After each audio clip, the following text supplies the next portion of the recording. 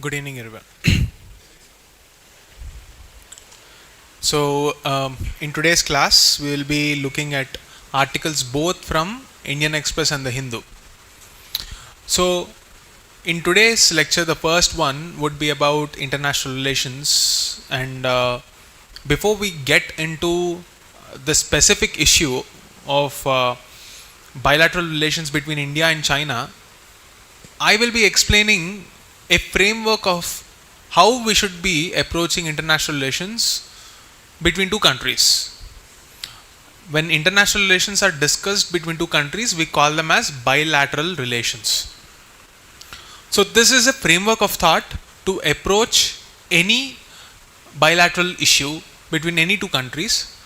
After I explain that framework, we will deploy that framework to the Indian context and then use that context to see the specific issue of India and China.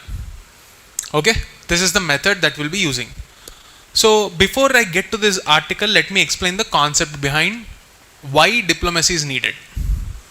Okay, so just pay attention, listen very closely, because this conceptual framework is what you will have to take forward for international relations, especially in GS2 paper. You have bilateral relations. In this bilateral relations, specifically, you can talk about India and its neighborhood. Okay.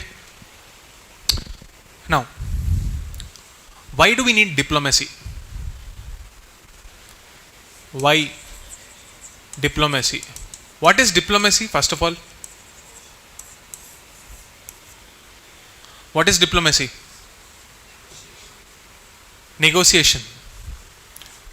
Diplomacy is negotiation. For what? Something that we need and something that they have. Okay. What is that something?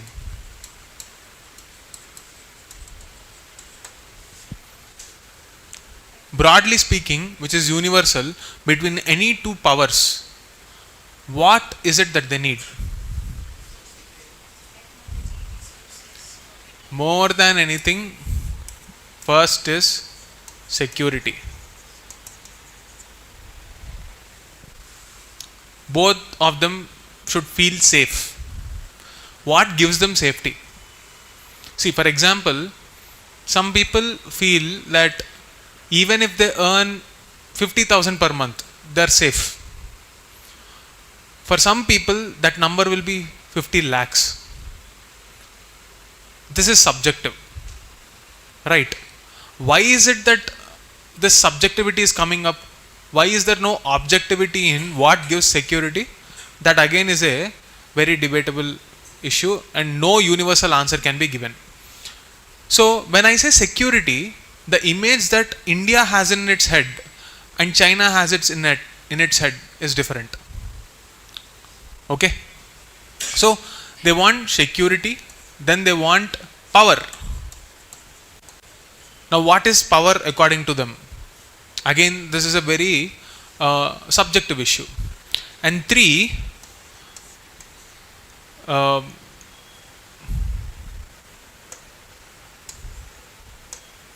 values and stature. These two seem like closely related, but they are different. Your values are your preferences, your stature is your positioning, and this positioning exhibits power. And if you can exhibit and incorporate that power in your administration, that will give them security. So broadly speaking, you can say SPV, special purpose vehicle, as it is called in economy. You can use this mnemonic to remember this three things: security, power and values. These are negotiated between two countries. Why do we need this negotiation? Because unlike in a nation where there is a social contract between people, the global order has only one characteristic. Can you tell me what is that? Anarchy, exactly. Global order does not have any order. You give meaning to that. The absence of an order is anarchy. And that is why we need diplomacy. Clear? So they give security, power, and they want to exhibit their values because that gives them an identity. That identity is also again a conception of power. So this is not it's not like a point, it's like a composite whole. The whole idea of power is like a composite whole. So what gives them that power is subjective. For some people, power is all about influence. For others, it is about using military. For others, it is about soft power persuasion. There is no hard and fast rule that this is power. So therefore, you can divide power into two kinds: hard power, soft power. Okay? Soft power comes from values. Okay? Now, in PSIR syllabus, anyone who's having this PSIR syllabus will understand in paper 2, again, why am I talking about PSIR for general studies? Because sometimes the thoughts from dynamic aspects of optionals can also be incorporated in your general studies, because it is becoming all the more interdisciplinary. PSIR, sociology, anthropology, any subject that you take, the paper 2 aspect is dynamic and relevant for Indian context. Specifically, if you take up those principles and incorporate in your analysis, it gives you a framework of thought. And for that reason, I sometimes recommend optional paper syllabus only to the point that it is necessary. So if you take the paper 2 aspect and part B, where we are specifically talking about India, there you will see determinants.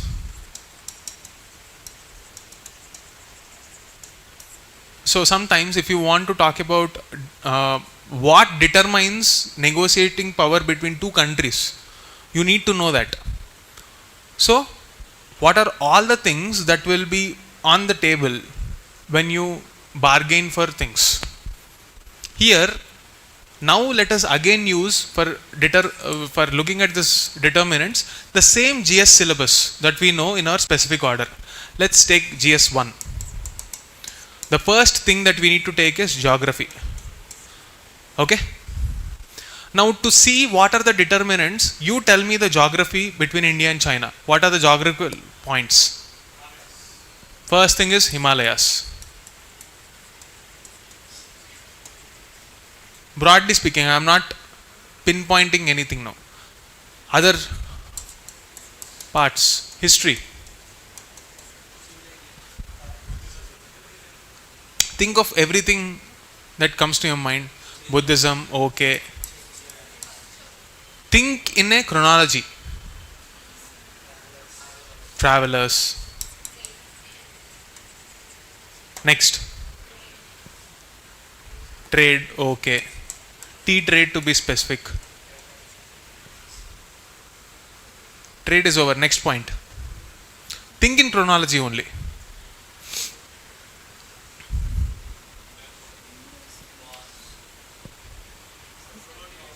Think of post-independent India also.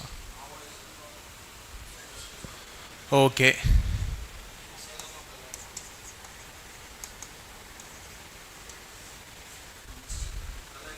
Dalai Lama. We are not by-hearting anything, we are just recollecting from whatever information we know. Panchashil, okay. Yeah? Non-alignment movement. After this, our history is blurred. Anyone knows what happened after this? You should be telling me. The 1962 war. What after that? Our history and textbook ends there with respect to Indo-China relations. Is there anything that you can think of? It is all in this context only. After that, Suddenly UPSC aspirants will remember India-China conflict at a sweet spot called Galwan. What happened between 1962 and 2020? It's a blur. Can you think of any other incident? Is there any candidate who can think of any other incident? Doklam, Galwan, whatever. No, can you pinpoint an event like how you did this? Okay, opening up of the economy, 1978. Any other point?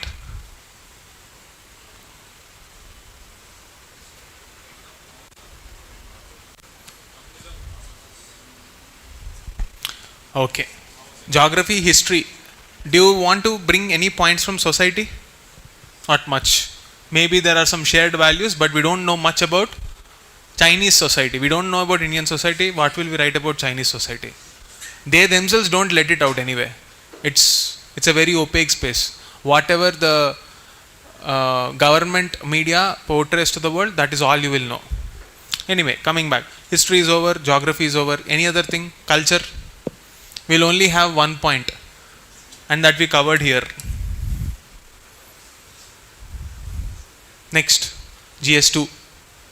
Any points that you can think of? International relations? Any agreements that you can think of?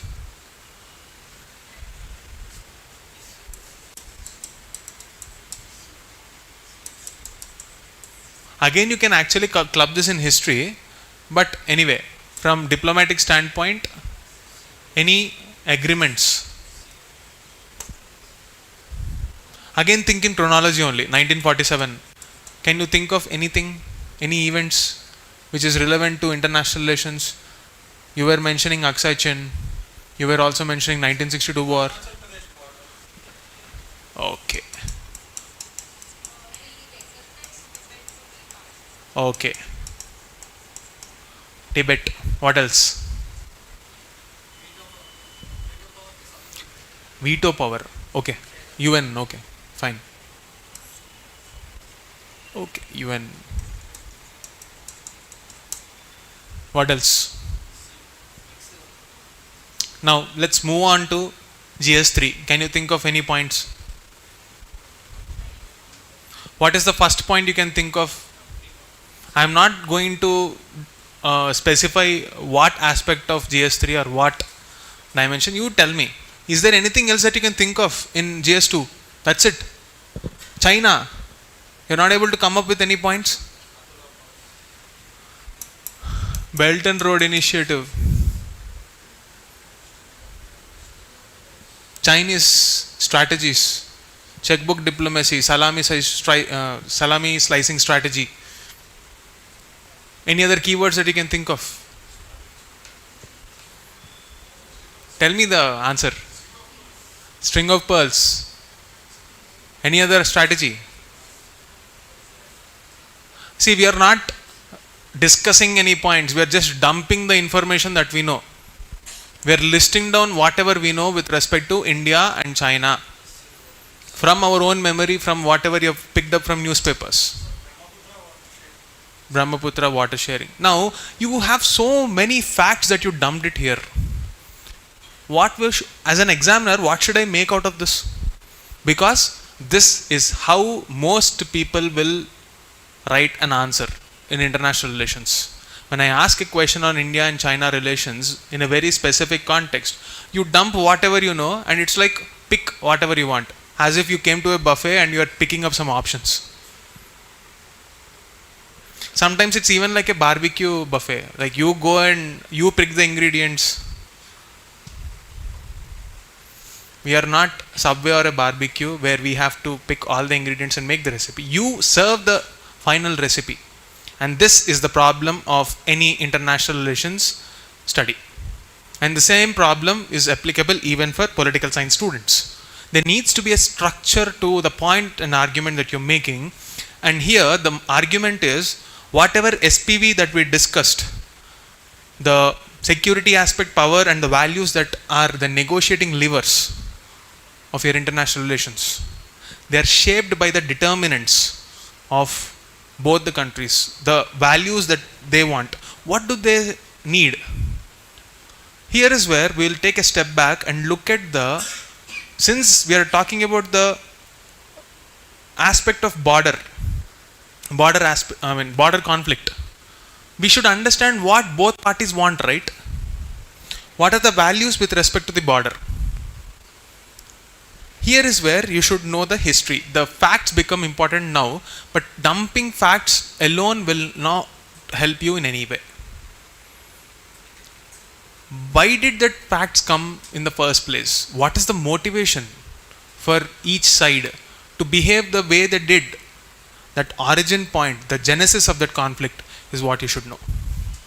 So let me take you to that genesis which forced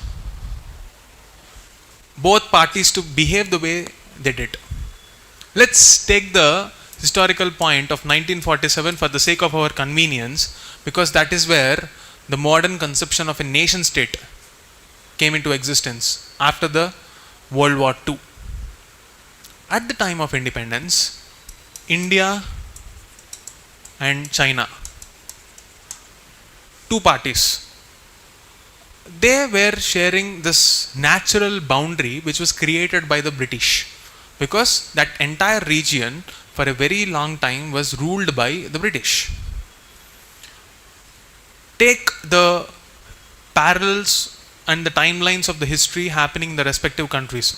India is a new nation that is born, but our history is not new.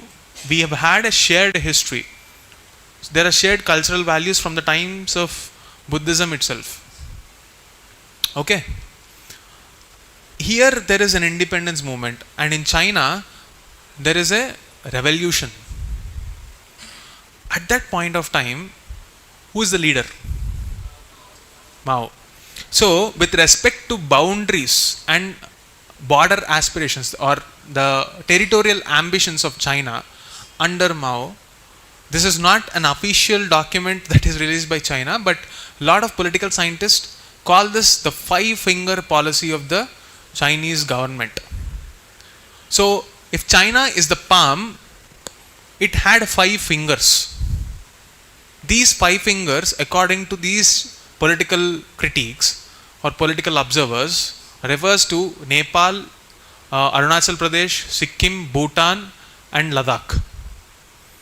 They wanted to occupy these territories. So if China is the palm, they wanted to project their power in all these regions. Arunachal Pradesh, as we know today, was then called as NEFA, Northeast Frontier Agency. So Ladakh, then you have had Nepal,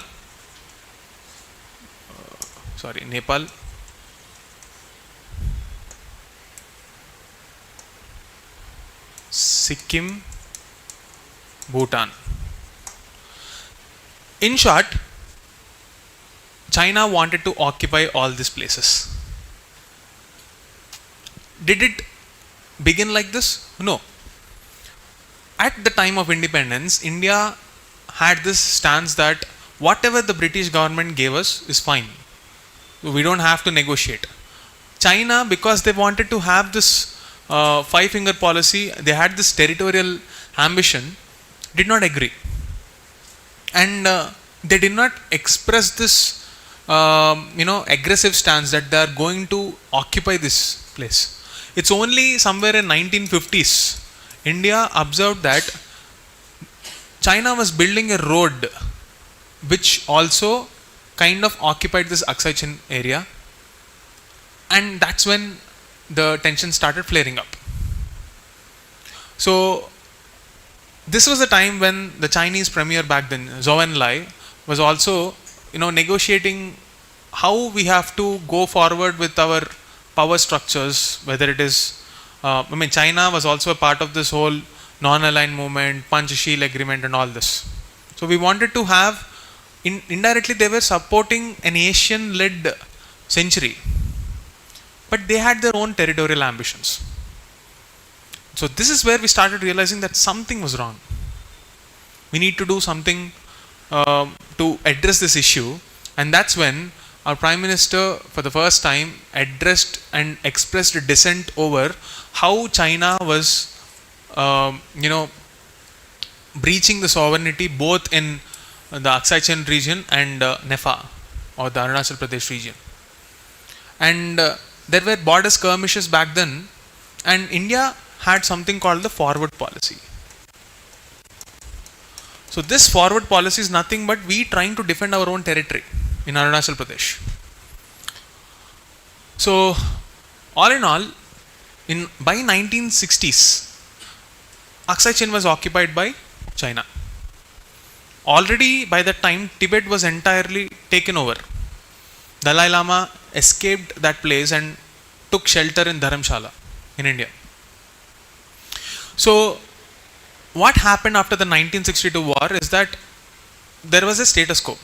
We had the line of actual control, and NEFA, that is Arunachal Pradesh, the border posting, everything was settled there, and ever since we have made some agreements. Even in 1970s, when Sikkim was actually integrated into India, China did not accept it. It was only in 2003 that China accepted Sikkim as a integral part of our country. So whenever this discussion on border skirmishes happen, you will have this five-finger policy back in discussion, because the root or the genesis of this aspiration lies in the culture of China, which believes that all this Himalayan region is actually a part of the Chinese territory. And that civilizational root and the aspiration behind that establishment of a Chinese cultural revolution in these areas also is the reason for this border skirmish. Now this is the context. In different parts of the time, if you read the Hindu article today, you will see some border agreements which maintained the status quo. But after this Doklam and Galwan issue and the ensuing tensions, where both the sides are quickly building infrastructure, whether it is the roads or mobilizing all the artillery, where entire region is getting weaponized, militarized, the tensions are escalating there. And the difficult part here is that it is also an ecologically and environmentally very sensitive place, also a tectonically active region, which makes it all the more vulnerable. So this is the description of the border issues, but we should not stop just there. We have to complete the loop.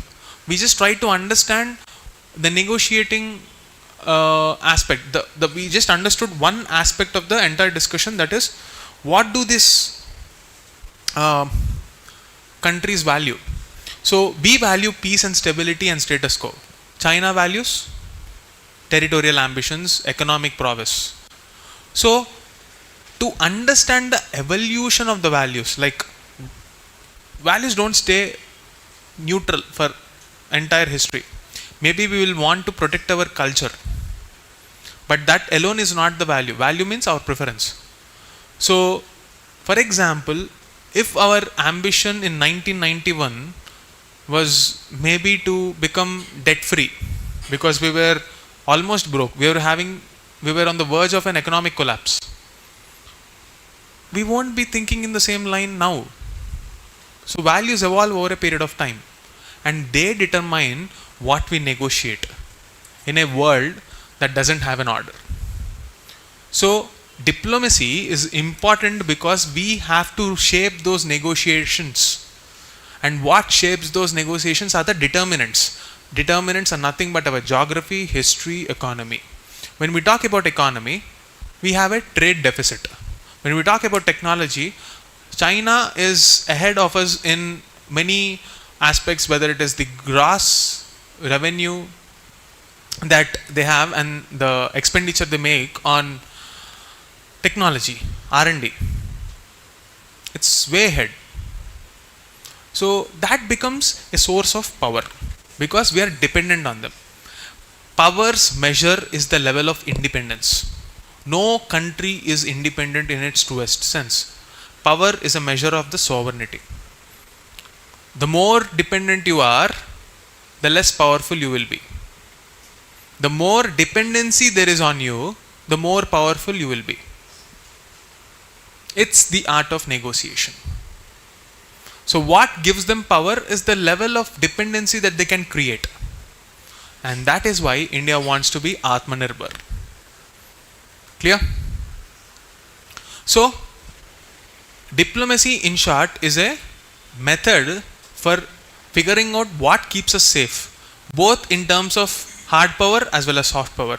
What values are evolving in different areas, and what is the source of that power which is legitimate.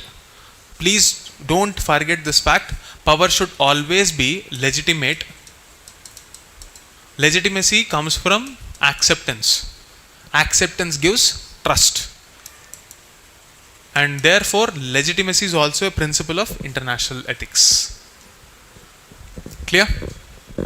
This is the framework in which you have to approach bilateral issues. What do both sides need in a world that doesn't have an order? We will figure out. Once we figure out, we have to establish institutions.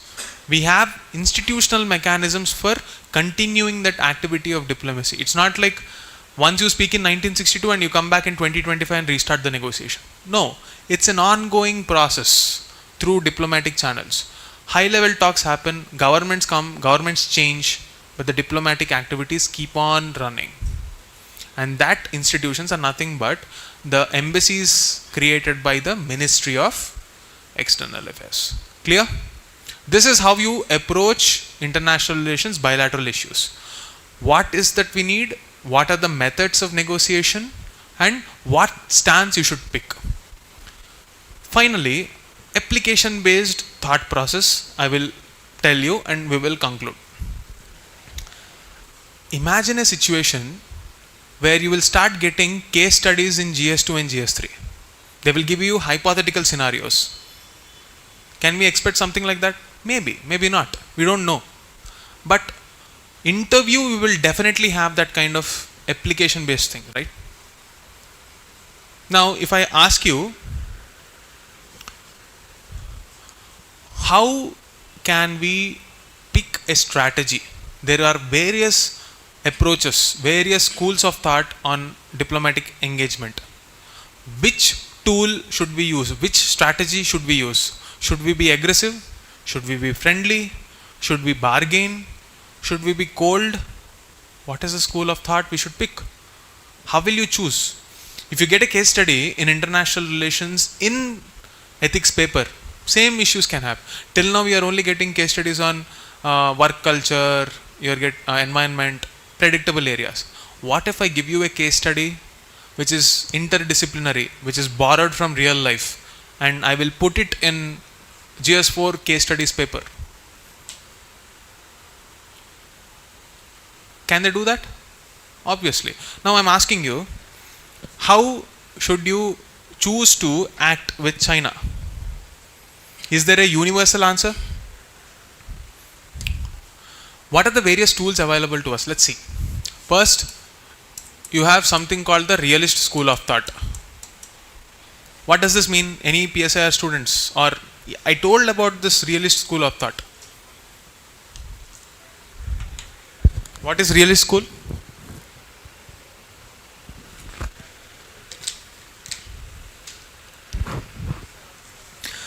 Whatever we need.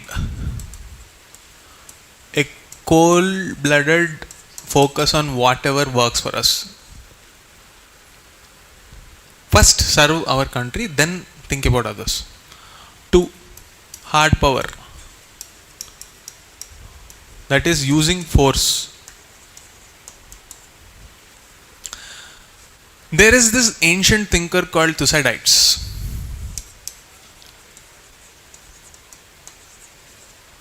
For him, there is only one reality. He's also kind of a realist only.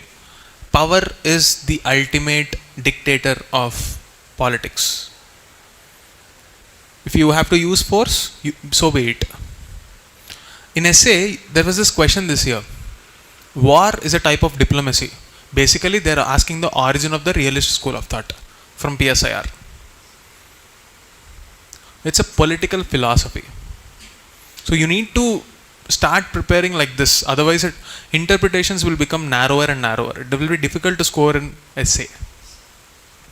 So this is about the hard power. Next, you have persuasion, soft power. I gave you this example of Little Superstar movie, if you remember, produced by Amir Khan. It's a huge hit in China, South Korea, India. So what is that common thing between China, South Korea and India? All of them are very populist. Population is very high and intense competition is there. So in such kind of a competition, expression of yourself, whether it is in any art form or anything, becomes difficult. So this shared value became a source of resonance or a source of entertainment, because they could see their life in that. So sometimes some movies are beyond language because there is something relatable that becomes a way of entering into the hearts of the people, opening up communication channels in what we call as the para-diplomatic channels. So when war-like situations escalate, people from both the sides resist that, and people have the ability to stop wars by putting pressure on the governments. So therefore, it is important to be present in the para-diplomatic channels as well. And then you have pure marketism. There is this beautiful line from Pakistan newspaper called the Dawn.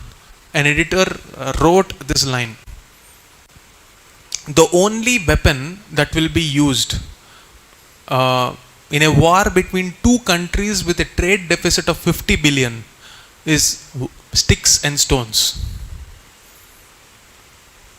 This is used in the context of the Doklam conflict and the Galwan conflict. So he was writing a commentary. What does that mean? They are not stupid enough to escalate the war into a full-blown conflict because it will have economic repercussions. So it is good that we can create that dependency. Okay? So these are the various arguments that you can use from philosophy, from economy, from governance angles to persuade and drive home your point. Whatever may be the case, as per the demand of the question, you have to reshape your arguments like this. And this is how international relations should be approached between two countries. Clear? Okay, let's move on. What justice is not?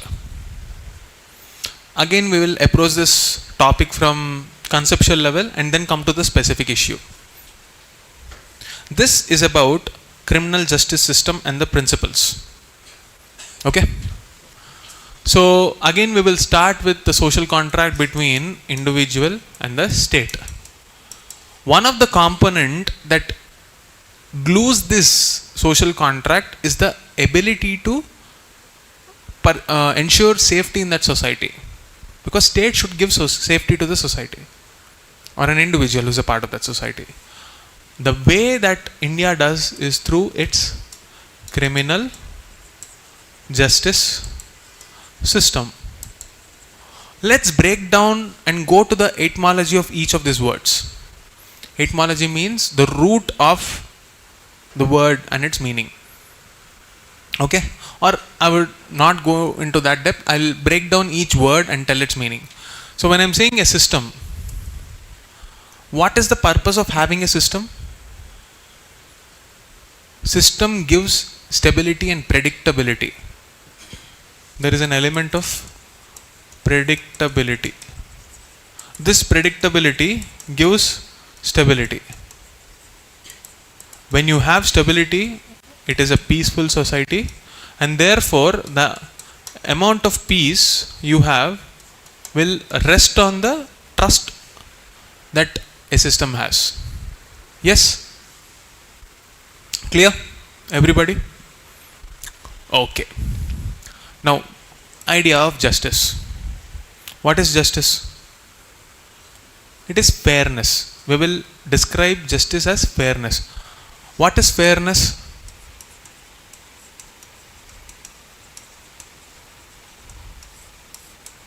Fairness means everybody gets their due chance. Audi alteram partem, principles of natural justice. I already explained this before.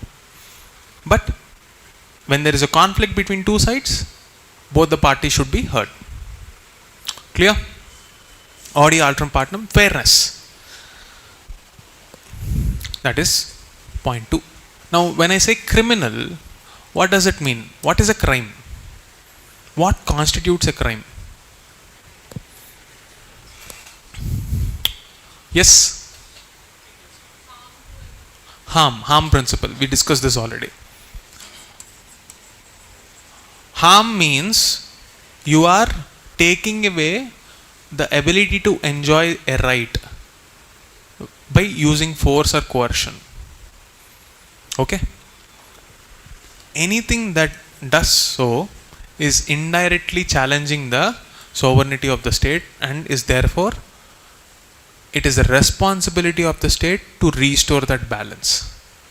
So, any activity that is trying to cause harm by being unfair and disturbing the existing system needs a institutional mechanism to restore that balance, and that system is the criminal justice system. Clear? In India, how is it organized?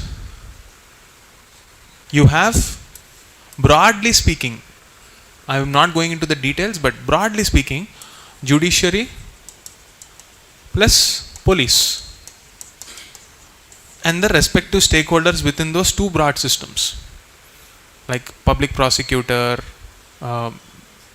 district magistrates, judges, witnesses, lawyers, advocates, everyone. Okay?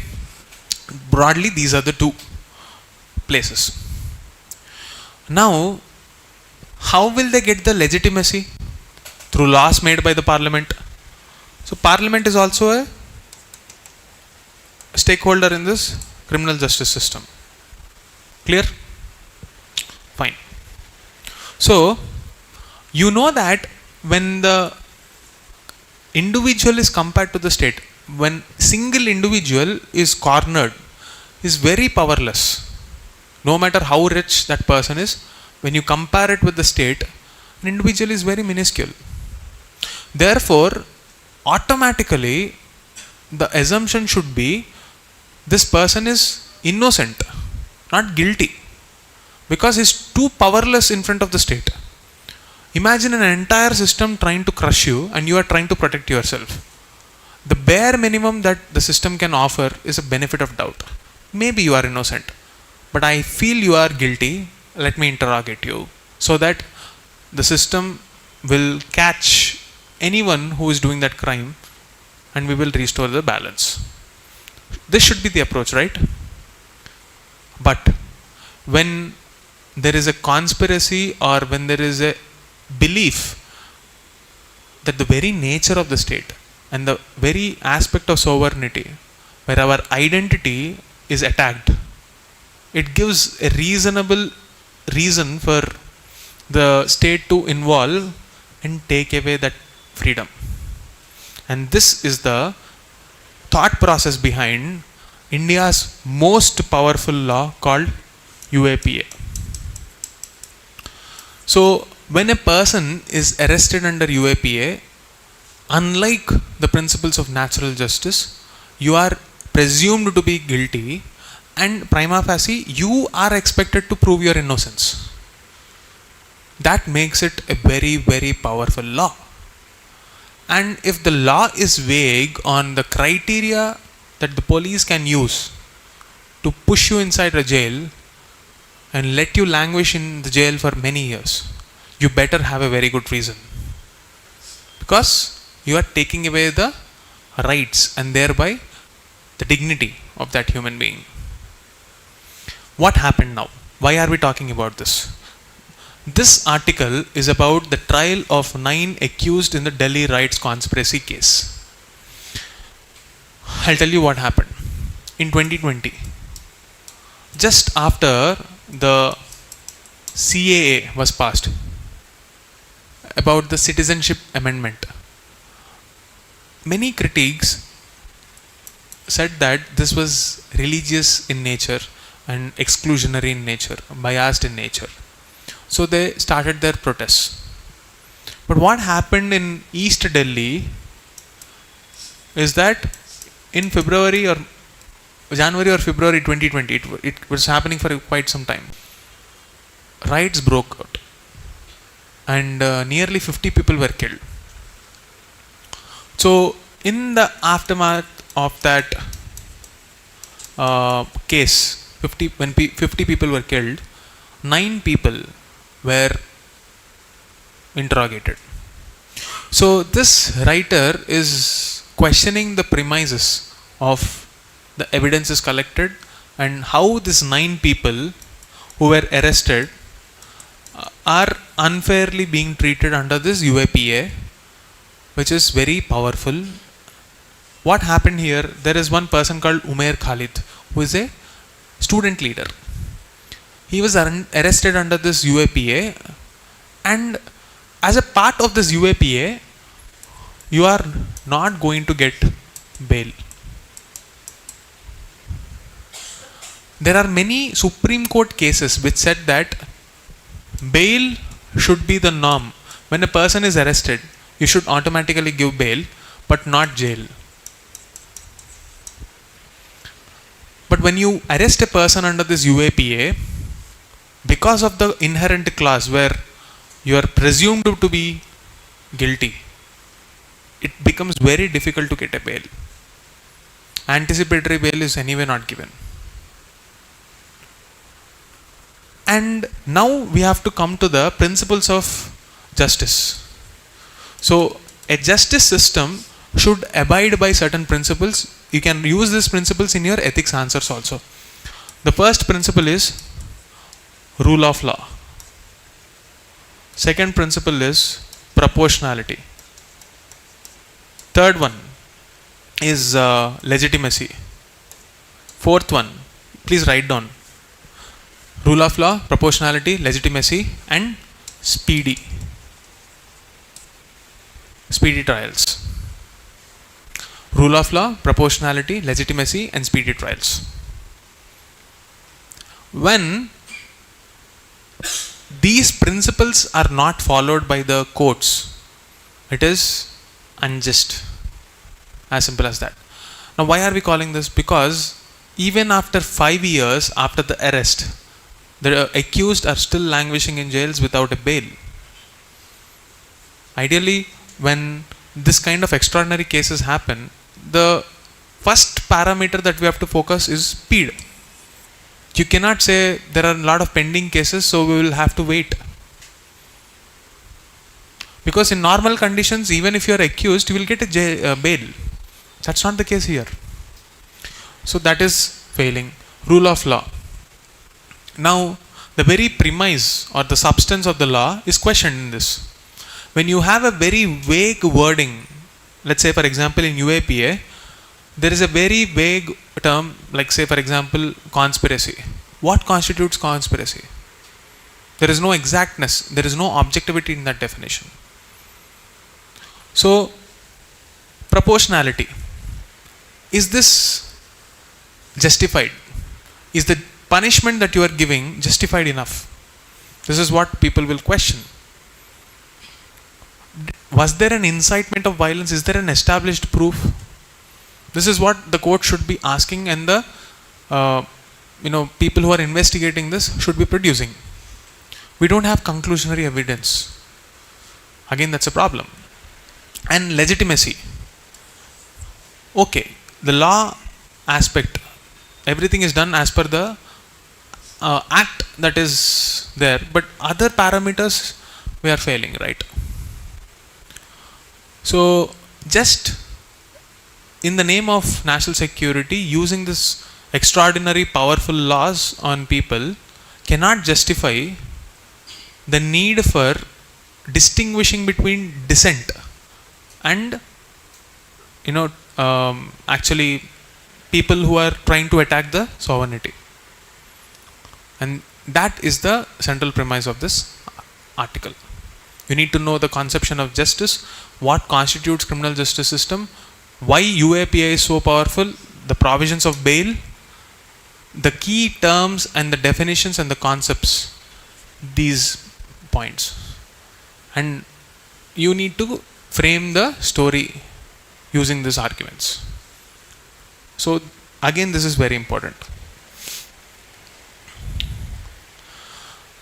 Something similar, what's in New Foreigners Act? See, basically any foreign national, if he wants to enter into this country, prior to this act there were multiple laws which created confusion. So this new act is meant to give that streamline where clarity is given on what the foreigner is expected to the moment he lands in this country. At registration, the ability to track, keeping the government informed, the purpose of the visit, and the respective responsibilities of all the stakeholders. Let's say, for example, you have people from Africa coming into this country to study. Now they have to get registered under Foreigners Act. The house owners who are giving or renting out the places to these people should update the authorities from time to time. One more thing is, if these foreigners are moving in restricted areas, for example in the northeast, they need to come up with a special permission which is again covered under this. So there are some new aspects also that are included in this act for the first time. The first one is everything is digitized. Process is digitized. You don't have to run around different offices now. Second thing is, if anyone is found to be violating of this principle, there is a measured architecture of how much fine should be imposed. So there is this doctrine of proportionality. Third level is, you can see here, there are some exceptions. Let's say, for example, all the people who were coming into this country through CAA 2019, they are exempted. Some friendly countries like Nepal, Bhutan, they are exempted from following this law. Then some refugees like Tamilians, Sri Lankan Tamilians, they are also exempt from this. Okay. So these exceptions you can note down. So why are we doing this? Because this will streamline the procedures and engagement with different countries. That's the point. Finally, you have the point on PVTGs. This is actually a prelims question in 2018, if I'm not wrong. Okay. So what should you focus on here? There is a commission called the Debar Commission, which for the first time recognized the so-called PVTGs, particularly vulnerable tribal groups. So there is a homework for you. First of all, what is the definition of a scheduled tribe? Or even, let's take one more step. In GS1, you know what is a tribe. Go to your NCRT and read the definition of a tribe. What constitutes a tribe? Now, GS2, what is the meaning of the schedule? This is a previous year question in mains. What is the meaning of the word schedule in scheduled tribe? What is the role of president in this? Then particularly vulnerable tribal groups. Are they part of ST or not? If they are, why are we for the first time trying to count them in the upcoming 2027 census separately? For the last question, I am giving the answer. The answer is because data is real power in the world going forward. If we want to effectively target the PVTGs, we need accurate data on them. Okay? But who are these PVTGs? What is the criteria? This is given by the Labor Commission. So these are the criteria: stagnant and declining population. They're already vulnerable. Their existence is vulnerable. And they have a technology that is almost ancient. Pre-agriculture, meaning we are talking about hunting gathering stage. They're still, living in that kind of condition. Geographical isolation, low literacy, poor socioeconomic indicators. In short, their life is not modern. And that makes them very vulnerable. But each of these terms do not have a technical definition. What is geographical isolation? If you are an aspirant studying in the hub, and if you are living in the IT part of the city, you are geographically isolated from the ecosystem. Can you be given that status? No, right? So what is the meaning of geographical isolation? There is no clarity. So to know and come up with this exact definitions, we need real-time data.